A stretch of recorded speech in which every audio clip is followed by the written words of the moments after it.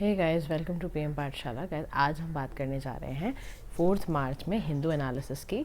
ठीक है गाइस, तो आज हम देखेंगे कि न्यूज़ में क्या क्या इंपॉर्टेंट चीज़ें आई हैं आपके एग्ज़ाम पॉइंट ऑफ व्यू से। ठीक है, देखो सबसे पहली न्यूज़ आई है, इवन तुम ना इसको अगर जिसको नहीं भी पता ना, आपके आसपास जो भी ऐसे लोग हैं जो दिसंबर 22 2003 से पहले एडवर्टाइज़ हुए हैं, उनका जॉब लगा है, गवर्नमेंट ऑफिसर हैं या कहीं गवर्नमेंट में रिलेटेड में काम है, तो उनको आप प्लीज़ बता देना कि अपना एक सिस्टम क्रिएट करा है गवर्नमेंट ने। एक वन टाइम ऑप्शन दिया है for those who applied jobs for advertise before December 22 2003, they are also can enrolled in the national pension scheme which was notified earlier। ठीक है, जिन्होंने सर्विसेज 2004 से पहले यानी कि ज्वाइन करी हैं, वो भी एनपीएस के यानी कि नेशनल पेंशन स्कीम्स के इफेक्ट को या उसको ले सकते हैं। ठीक है, तो यानी कि जो select central staff can opt for old pension scheme.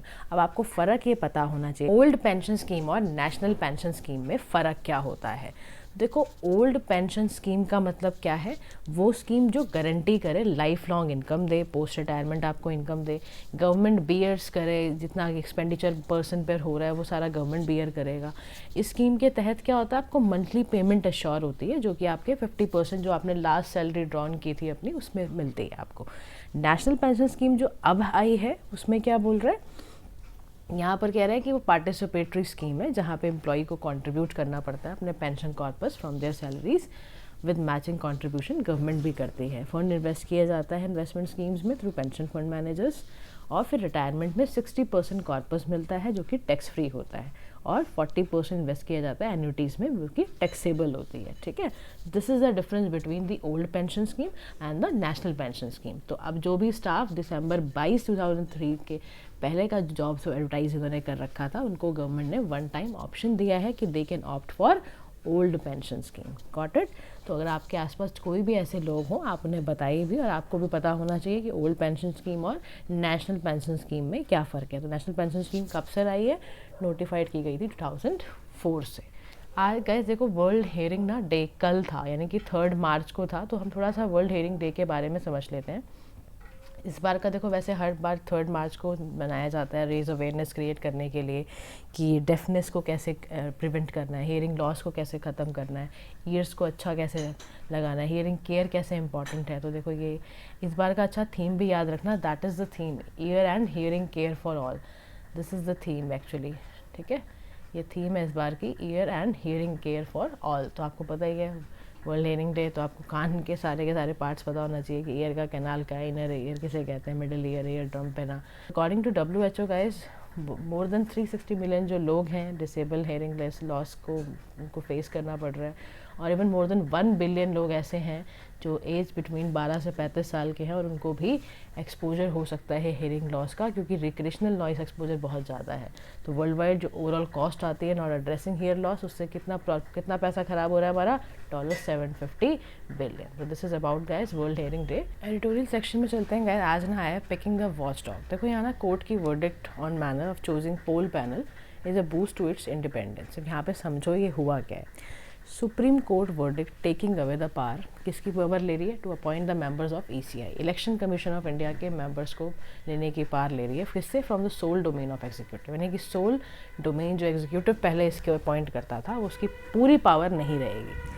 ठीक है, major boost independence of election watchdog है ना, एक अच्छी बात है कि एक पूरा एग्जीक्यूटिव ही खाली क्यों ले। तो कोर्ट ने रूल करा कि 3 मेंबर की कमेटी बैठेगी, किसको अपॉइंट करने के लिए, ECI के मेंबर्स को। ध्यान से समझना, इस कोर्ट में जो कोर्ट के अंदर 3 मेंबर कमेटी की बात की गई है, इस कमेटी में कौन कौन बैठेगा, prime minister, leader of opposition in the Lok Sabha, और the leader of the single largest opposition party या chief justice of India will choose the CEC या EC until a law is pass. तो कॉन्स्टिट्यूशनल बॉडी है, ध्यान रखना कौन constitutional body है, election commission of India under article 324।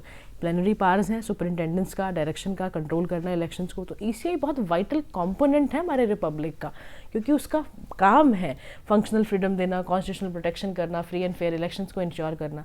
तो it has been the practice that president appoints the CEC। अब तक क्या होता था, प्रेसिडेंट अपॉइंट करता था चीफ इलेक्शन कमीशन को या इलेक्शन कमिश्नर्स को on the advice of prime minister. But constitution bench has pointed out that the original intent जो कॉन्स्टिट्यूशन मेकर्स की थी वो ये थी कि अपॉइंटमेंट कुछ ऐसी हो कि आपका पार्लियामेंट्री लॉज भी उसमें लेट डाउन किए जाएँ। तो अंडर आर्टिकल 324 ये कहा गया है कि president should appoint the CEC and commission. Commissioners subject to any law जो कि पार्लियामेंट के बिहाफ पर बना हुआ हो। हावर सक्सेसिव रिजाइम्स आई तो ये पूरा का पूरा फेल हो गया, ये इनेक्ट नहीं हो पाया लॉ। तो जस्टिस के.एम. जोसेफ थे who has authored the main verdict as based on the court's decision on the inertia of the legislature. तो उन्होंने कहा कि भाई ये तो वैक्यूम क्रिएट कर रहा है, तो इसमें सोचने की ज़रूरत है। तो few would disagree with the court's fundamental proposition, election watchdog है ना, उनको काम करना देना चाहिए independently, should be olden of the executive, there should not be room for appointing authority to expect respiratory और लॉयल्टी। तो गवर्नमेंट आर्ग्यूमेंट दैट कि जो एग्जिस्टिंग सिस्टम है वो बहुत अच्छे से काम कर रहा है, कोई वैक्यूम नहीं है, quite was no vacuum, was quite weak admittedly, और कन्वेंशन जो आपका है वो ऐसा करेगी। तो convention now is that prime minister chooses a name. आप देखो समझो, अब जो वर्डिक्ट में आया है वो अब इनकी बातें नहीं चलेंगी, सिर्फ एग्जीक्यूटिव काम नहीं करेगा। ध्यान सुनो क्या होगा, कन्वेंशन में जो आया है कि प्राइम मिनिस्टर ना नाम सेलेक्ट करेगा, ठीक है, database of high ranking civil servants, फिर वो क्या करेगा, प्रेसिडेंट को बताएगा to make the appointment.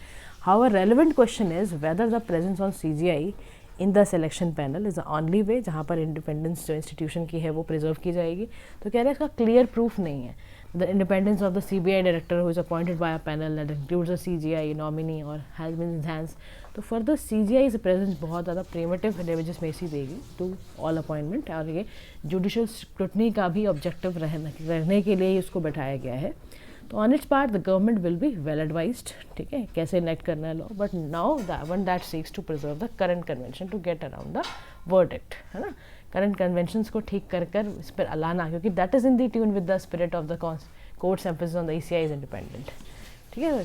ECI की क्या करी जा रही है यहाँ पर, ECI की इंडिपेंडेंस को बढ़ावा देने के लिए ये सारी वर्डिक्ट आई है, और अब ये कह रहा है कि करंट सिचुएशंस को ठीक करने के लिए, वर्डिक्ट पर आने के लिए, कॉन्स्टिट्यूशनल स्पिरिट्स पे जाने के लिए कोर्ट के एम्फेसिस पर काम करना पड़ेगा। Now let's move to the next editorial section, that is clean tech as the next big thing in rural India. अब देखो बड़ा कमाल का वुमेन एम्पावरमेंट तुम्हें देखने को मिलेगा। जैसे देखो मीरा जट है ना, dairy company director from the दूनी टैंक एरिया इन राजस्थान, है ना, ऐसे कई वुमेन है और कमाल कर रही हैं। तो यहाँ पे कह रहा है कि there are women from rural India जो ना clean energy based livelihood technologies को अडॉप्ट कर रही हैं और अपने बिजनेस को उसी से कैटलाइज कर रही हैं। कह रहा कैसे, कह रहा देखो solar refrigerator, silk reeling machine से लेकर बायोमास बेस्ड कोल्ड स्टोरेज बना रही हैं, है ना, डिस्ट्रीब्यूट कर रही हैं रिन्यूएबल एनर्जी, जिससे क्या हो रहा है, वुमेन का लाइवलीहुड भी ग्रास रूट पे लेवल पर जाके अब ट्रांसफॉर्म हो रहा है। तो रिसेंटली ना एक रिपोर्ट स्टडी की गई, council on energy environment and waters ने स्टडी करा कि that out of the 13,000 early adopters of clean energy, उसमें से मोर देन 80% जो है वो वुमेन है, which is very nice, clap for the same. तो DRE दैट इज़ आपका पावर टेक्नोलॉजी जो है वो एक एडिशनल एडवांटेज दे रहा है वुमेन फार्मर्स को, माइक्रो एंटरप्रीनियर्स को, कि भाई वो इनकम अपॉर्चुनिटीज़ को मैकेनाइजेशन के फॉर्म्स में और अच्छा करते जाएं। तो दे ऑल्सो फ्री वुमेन, है ना, from central gender assigned manual, ऐसा भी कुछ भी नहीं रहा। तो ये भी देखो कितना सारा फायदा हो रहा है वुमेन एम्पावरमेंट क्या, आप देखो 80% वुमेन्स क्लीन एनर्जी को अडॉप्ट कर रही हैं। सेकंड फायदा क्या हो रहा है, माइक्रो एंटरप्रेन्योर्स क्रिएट हो रहे हैं, वुमेन फार्मर्स को एडवांटेज मिल रहा है, मैकेनाइजेशन की तरफ बढ़ रही हैं, जेंडर असाइंड मैनुअल एक्टिविटीज़ पर ना कर अब वो फ्री हो गई है वुमेन, कोई लेबोरियस वाला क्योंकि काम नहीं रहा, मैकेनाइज हो गए। तो by 2030 India is expected to see 30 million women owned आपके MSMEs होंगी, which employs around 150 million people.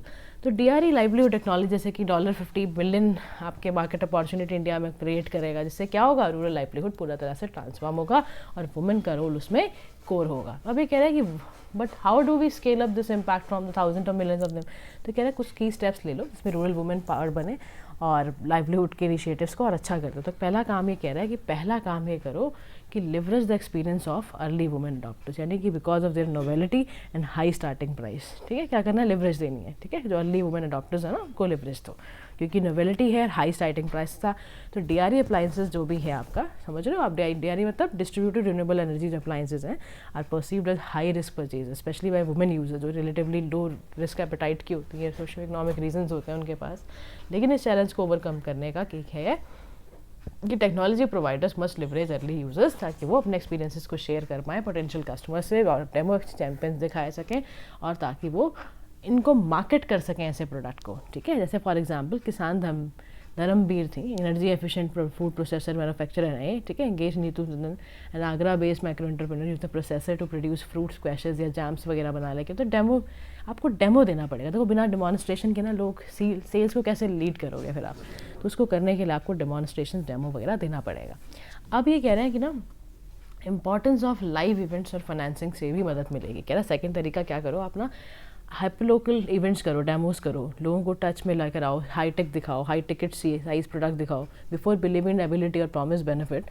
Specially जब वुमेन आती है तो historically have limited access to new information है ना, तो उसको तो होता है। दीज इवेंट क्या करेंगे, स्पेस क्रिएट करेगा वुमेन टू नेटवर्क में आने के लिए, अवेयर कराने के लिए उनको प्रोडक्ट्स के, है ना। तो कह रहे हैं कि यार ऐसे हमीरपुर में एक इवेंट हुआ Uttar Pradesh, more than 200 women booked 7 appliances on the spot, सोचो आप, तो which is a big number. तो ये कह रहा है कि इससे ना आपको पता चलेगा, इससे ना आपका धीरे धीरे चीज़ें बिकनी शुरू होंगी। थर्ड, आप क्या करो, फिनेंसिस को ईजी कर दो, enable easy finance to purchase products, limited revenues to pay financing support अगर वुमेन को मिल गया, एंटरप्रेन्योर्स को मिल गया, माइक्रो एंटरप्रेन्योर्स को मिल गया, तो कोलेटरल फॉर्म में, है ना, ईजिंग करना application launch. For example community finance है, फाइनेंसर है एक एग्री वैल्यू चेन में, 80% जो आपकी फर्स्ट लोन डिफॉल्ट गारंटी दी गई है to support 6 women led FPOs in Andhra Pradesh, है ना। 100 किलो आप सोलर ड्रायर्स अगर परचेज कर रहे हो तो इसमें ये प्रोविजन दिया हुआ है। टेक्नोलॉजी मैन्युफैक्चरर्स, प्रमोटर्स, ये एडिक्वेट आफ्टर सेल सर्विसेज भी प्रोवाइड करें, तो इससे क्या होगा, कॉन्फिडेंस बढ़ेगा। तो फोर्थ उसमें क्या कह रहा है कि सपोर्ट करो उनका बैकवर्ड फॉरवर्ड मार्केट लिंकेजेस का भी ध्यान रखो, ऑनली टेक्नोलॉजी प्रोविजंस का ध्यान रखो कि is not enough in all cases. तो बहुत सारे जो रूरल प्रोडक्ट्स हैं उनको लार्जर मार्केट पोटेंशियल पे बेचा जाए, कनेक्ट किया जाए प्रोड्यूसर्स के साथ, कंजम्पशंस के साथ, है ना, ताकि जनरेट क्या हो, हायर इनकम। वुमेन और ना एक जगह और स्ट्रगल करती है जब मार्केट को स्टैब्लिश लिंकेजेस देने हो, तो बिकॉज क्योंकि उनका लिमिटेड मोबिलिटी रहती है, नेटवर्क आउटसाइड देयर विलेज होते ही नहीं है, तो उसको करने के लिए क्या ज़रूरत है, वुमेन को कलेक्टिवाइजेशन पे जाना चाहिए, है ना, बिजनेस स्टैब्लिश करो, मॉडल फॉर्म में लेकर आओ और रेगुलर, ताकि रेवेन्यू आता रहे। कह रहा है इसका भी एग्जाम्पल है हमारे पास, कह रहा है रेशमा सूत्रा मैन्युफैक्चरर है सोलर सिल्क रीलिंग मशीन्स की, इन्होंने क्या करा, लोकल प्रोक्योरमेंट ऑर्गेनाइजेशन के साथ पार्टनर करा और सिल्क कोकोन्स बैंक बनाकर, इक्विपमेंट बनाकर ट्रेनिंग दी वुमेन्स को। रिलर छत्तीसगढ़ में तो बहुत कमाल हो रहा है वहाँ पर भी, तो ना कुछ ऐसा काम करने पड़ेंगे। उसके बाद ना देखो फैसिलिटेट कन्वर्जेंस, यानी कि फिफ्थ ये कह रहा है कि इनेबल पॉलिसी कन्वर्जेंस, यानी कि no private sector entity has a kind of reach and scale government institution has, है ना। तो इसीलिए कह रहा है कि मल्टीपल मिनिस्ट्रीज़ को आना चाहिए, प्रमोट करना चाहिए वुमेन का livelihood, state rural livelihood missions में, हॉर्टिकल्चर में, सब में करे, ताकि they should embrace clean energy solution to further their respective programmes. तो कह रहा है खाली यहाँ तक नहीं सीमित रहना, हर सेक्टर में लाने के लिए मिनिस्ट्रीज़ को सहारा देना पड़ेगा। Much like it takes a village to raise a child, है ना, scaling the impact of clean energy solution and women's livelihood need a village. जैसे एक बच्चे को रेस करने के लिए कह रहा है कि आपको विलेज में आप बच्चा रेस करते हो ना, तो बस ऐसे ही क्लीन एनर्जी को भी आपको रेस करना है, वुमेन को लाइवलीहुड अच्छा करना है। तो इसमें बहुत सारे लोग चाहिए होंगे, विलेज के policy makers, investor, financiers, technology promoters, other ecosystem enablers. तो only then can we truly unlock the potential of rural women and clean technology simultaneously. तो देखो वुमेन एम्पावरमेंट भी हो रहा है, रिन्यूएबल एनर्जी वो अडॉप्ट कर रही है, तो उससे क्या हो रहा है, उससे ये फ़ायदा हो रहा है गाइस कि वो क्लीन टेक्नोलॉजीज़ को भी साथ में लेकर चल रही हैं। तो देखो फिर विन विन सिचुएशंस हैं, यहाँ पर वुमेन एम्पावरमेंट भी आपका, यहाँ पर आप क्लीन एनर्जी भी यूज़ करोगे, तो सस्टेनेबल डेवलपमेंट गोल्स भी आप अल्टीमेटली अचीव करोगे। तो that is the beauty of this editorial, है ना। तो इट्स अ नाइस एडिटोरियल। चलो अब नेक्स्ट पे चलते हैं, क्रिएटिव फार्मूलाज के ऊपर। तो यहाँ पे कहा जा रहा है कि ना इंडिया को ना कोई मिडिल ग्राउंड बनाना पड़ेगा यूक्रेन अमंग द G20। तो देखो कंक्लूजिंग, अब अभी कंक्लूडिंग हुआ 2 की G20 मिनिस्ट्रियल मीटिंग, तो उसमें finance minister, central bank governors थे बेंगलुरु में थे, एंड फॉरेन मिनिस्टर्स मीटिंग जो आपकी दिल्ली में हुई थी, विदाउट कंसेंसस हुई over the Ukraine war, diplomatic, है ना। तो यहाँ पर ये कह रहा है कि देखो क्योंकि इंडिया होस्ट कर रहा है G20, तो FMCBG यानी कि finance minister and central bank governors part है फाइनेंस ट्रैक के of the 20 most advance economies 1999 में सेटअप किया गया, ताकि हम ग्लोबल इकोनॉमिक कोऑर्डिनेशन कर पाएँ एशियन फाइनेंशियल क्राइसिस के बाद। तो दूसरा एक था शेरपा ट्रैक। अब आप समझ लो शेरपा ट्रैक होता क्या है। देखो शेरपा ट्रैक का मतलब समझो, शेरपा ट्रैक का मतलब होता है it focuses on your subject, जो कि ना स्ट्रेंथन करा जाए, G20 का ट्रेड अच्छा करा जाए, इन्वेस्टमेंट अच्छी की जाए और प्रमोट किया जाए ग्लोबल ट्रेड ग्रोथ को, मल्टीलेटरल ट्रेडिंग सिस्टम को, ग्लोबल इन्वेस्टमेंट पॉलिसी कोऑपरेशन को। ये सब चीज़ें ठीक करने के लिए शेरपा ट्रैक बनाया जाता है, ठीक है, ताकि वो सेटअप किया जाए और एक्सपीरियंस लें। India gain and Indonesia last year to bridge the Russia west divide, है ना। तो चैलेंजेस फॉर इंडियाज प्रेसिडेंसी का यही सबसे बड़ा चैलेंज है, डायनामिक जियोपॉलिटिकल चेंज करना। तो Bengaluru however the surprise was when China and Russia refuse to accept the language on the Ukraine war and they had agreed to just 3 months ago. तो as a result finance minister Nirmala Sitharaman was constrained to issue only a chair summary, है ना। मतलब यहाँ पे बता रहे हैं कई तरह की बातें यहाँ पर की जा रही हैं कि यहाँ पर इंडिया का रोल बड़ा इंपॉर्टेंट है कि कोई मिडल पाथ निकाला जाए। तो यहाँ पर वही है कि इंडिया को कुछ ऐसा करना पड़ेगा कि ना ये क्रिटिकल इश्यूज़ पे बात करो, जैसे critical issues of global south है, एनर्जी एंड फूड की सिक्योरिटी, डेट मैनेजमेंट कैसे आयरन किया जाए, क्लैरिटी होनी चाहिए कि India can not bank on the language of Bali summit, sherpas will need to iron out on a consensus language Ukraine, है ना, कोई कंसेंसस लैंग्वेज बात करो आप। तो ये चीज़ें बहुत ज़रूरी हैं, क्योंकि India is in the hot seat, will benefit from enlisting those countries in the grouping जो कि अदर देन दी G7 कंट्रीज है, तो उनको भी इंडिया साथ में लेके चले। तो इंडिया को ना बहुत कमाल का काम करना है कि दोनों को साथ में बैठाना भी है, वेस्टर्न पार्ट वाली कंट्रीज़ को भी और रशिया चाइना को भी साथ में, और इंडिया को ग्लोबल साउथ का भी ध्यान रखना है। तो एक मिडिल पाथ लेके अगर इंडिया चलेगा तो इंडिया विश्व गुरु बन जाएगा। ठीक है जी, चलो आगे बढ़ते हैं। आप यूपीएससी के प्रीलिम्स के ना लास्ट ईयर के पेपर के क्वेश्चन सॉल्व करो। पहला क्वेश्चन है कॉन्स्टिट्यूशन ऑफ इंडिया, पॉलिटी के 2 क्वेश्चन हैं आज, ठीक है, टू इट। तो constitution of India classifies the ministers into 4 ranks, cabinet minister, ministry of state, with independent charge, ministry of state, deputy ministers, ये होता है। फिर ये कह रहा है total number of ministers union government में ना including the prime minister shall not exceed 15% of total member of the Lok Sabha. आपको करेक्ट स्टेटमेंट गाइस ध्यान रखना, करेक्ट स्टेटमेंट आपको क्या करनी है, ढूंढनी है इनमें से। अब आप अपना ऑप्शन लिखो और कमेंट बॉक्स में कमेंट कर दो। विद एक्सप्लेनेशन करोगे तो और भी अच्छा है आपके लिए भी, और बाकी बच्चे भी फिर आपका पढ़ लेंगे। तो which of the following are exclusive powers of Lok Sabha, तो यहाँ पर ये कह रहा है कि एक्सक्लूसिव पावर बतानी है किसकी, राज्यसभा की एक्सक्लूसिव पावर बतानी है, सॉरी लोकसभा की एक्सक्लूसिव पावर बतानी है। तो आप बताओ कि ratify the declaration of emergency, to pass a motion of no confidence against the council of ministers, to impeach the president of India. तो यहाँ पर भी आपको करेक्ट आंसर ढूंढ के बताना है, ठीक है। वर्ल्ड बैंक ना हमें $1 बिलियन दे रहा है ताकि हम इंडिया के हेल्थ सेक्टर को अच्छा कर पाएँ, ठीक है, दिया जा रहा है हमें ये loan. Lending will be divided into 2 complementary loans, पहले 500 मिलियन आएगा, फिर $500 मिलियन आएगा, ऐसे आएगा, ठीक है। तो इस कंबाइंड फाइनेंसिंग के साथ इंडिया अपने प्रोग्राम जैसे कि फ्लैगशिप प्रधानमंत्री Ayushman Bharat health infrastructure mission है उसको अच्छा कर सकता है, जो हमने लॉन्च किया था अक्टूबर 2021 में, ताकि हमारा पब्लिक हेल्थ इंफ्रास्ट्रक्चर अच्छा हो पाए। तो बेटर सर्विस डिलीवरी के लिए बहुत ज़्यादा ज़रूरी है। और दूसरा लोन में प्रायोरिटाइज़ क्या करा गया, हेल्थ सर्विस डिलीवरी बहुत अच्छी करने की ज़रूरत है, स्पेशली 7 स्टेट्स में तो बहुत ध्यान देना है। तो in addition to national level intervention, जैसे कि आपका केरला, आंध्र प्रदेश, तमिलनाडु, यहाँ पर अच्छा करने की ज़रूरत है। $500 मिलियन पब्लिक हेल्थ सिस्टम्स को पैंडेमिक प्रिपरेशंस के लिए लगाना पड़ेगा, सपोर्ट करना पड़ेगा गवर्नमेंट एफर्ट को, ताकि इंडिया का सर्विलेंस सिस्टम अच्छा हो पाए ऐसे एपेडमिक से बचने के लिए, ठीक है। उसके बाद डिलीवरी सिस्टम और साथ साथ आपका enhance health service delivery programme support करना पड़ेगा, क्योंकि वो प्राइमरी हेल्थ केयर मॉडल को भी आपका स्ट्रॉन्ग करना है। सिर्फ आपको सेकेंडरी नहीं सोचना, आपको प्राइमरी हेल्थ सेक्टर भी देखना है। तो अगर ये दोनों स्कीम हमारी चल जाती हैं, कौन कौन सी, enhanced health service delivery programme and your pandemic preparedness programme, अगर ये दोनों अच्छा चल जाता है तो the loans from the international bank को मिलता ही है ना, final maturity of 18.5 years including a grace period of 5 years भी मिलता है। तो इससे कहा जा रहा है कि इससे हमें बहुत अच्छा एक बूस्ट मिल सकता है हमारे हेल्थ सेक्टर को। तो इंडिया की जो परफॉर्मेंस है इम्प्रूव ओवर टाइम, तो ऐसा माना जा रहा है कि वर्ल्ड बैंक का एस्टिमेशन है ऐसा कि India's life expectancy has increase from 58 जो 1990 में होती थी, अब 2020 में वही 69.8 हो गई है, which is higher than average for the countries income level, ठीक है जी। तो ऐसे जो डेटाज होते हैं ना गाइस, ये पेपर में लिखने होते हैं आपको। तो जहाँ पर अपने नोट्स बनाते हो, एक तुम ना नोट बनाना शुरू करो अगर नहीं बनाते हो अभी तक, तो जैसा यूपीएससी का सिलेबस है उसके रिस्पेक्ट में हर एक टॉपिक लिखो, और उससे रिलेटेड डिटेल जो डेली आ रही है ना, डेली लिखा करो उनको। ये मत सोचा करो हम लास्ट में मंथली करंट एनालिसिस करेंगे, करंट एनालिसिस मंथली करना है, लेकिन उसके साथ साथ डेली करते रहोगे तो सब चीज़ों के साथ ट्यून में रहोगे। तो ट्यून में रहना है। अब देखो क्या हुआ, कुनो नेशनल पार्क में आए थे 20 चीता, ठीक है, अब उनके लिए प्री है ही नहीं इनफ, तो बड़ी दिक्कत आ रही है। तो कुनो नेशनल पार्क में मध्य प्रदेश में जो कि लोकेटेड है गाइस, वो करेंटली उसने 20 चीता मंगवाए, ठीक है, फ्रॉम अफ्रीका, लेकिन प्री यहाँ पर सस्टेन नहीं कर पा रही है। तो राजस्थान गवर्नमेंट ने ऑफर किया कि भाई हमारा मुकंदरा टाइगर रिजर्व है, वहाँ पर भेज दो, वहाँ पर प्रिवेंट भी रहेंगे फिर ये। तो आपको पता ही है 8 चीता फ्रॉम नेशनल नाम्बिया एंड 12 हमने मंगवाए थे अफ्रीका से, पता ही है आपको, 20-23 में आए हैं ये। तो यहाँ पर ये कह रहे हैं कि देखो फिलहाल जो दिक्कत आ रही है, क्योंकि दिक्कत क्या आ रही है एट प्रेजेंट, क्या दिक्कत आ रही है गाइस, कि देयर आर अबाउट 20 चीटल जो होती है इनका चीता का मेन प्री होती है, पर स्क्वायर किलोमीटर में आपको 20 मिल रही है, जो कि कभी 60 होती थी, तो बहुत डिक्लाइन हुआ है इनका। तो यहाँ कह रहा है कि सस्टेनेबिलिटी को बढ़ाने के लिए वर्ल्ड सस्टेन 15 एनिमल्स है ना, उसके बाद 5 ought to have been shifted elsewhere, ऐसा भी देखो इनके साथ हुआ था। तो unlike Ganga Sagar Nauradevi wildlife sanctuary जो कि आपके मध्य प्रदेश में है, which will take at least year, में आपको इन्वेस्टमेंट करनी पड़ेगी 750 रुपये करोड़ की, to made suitable for chital to stay, chital को बुलाने के लिए बहुत ज़रूरी है, करना पड़ेगा।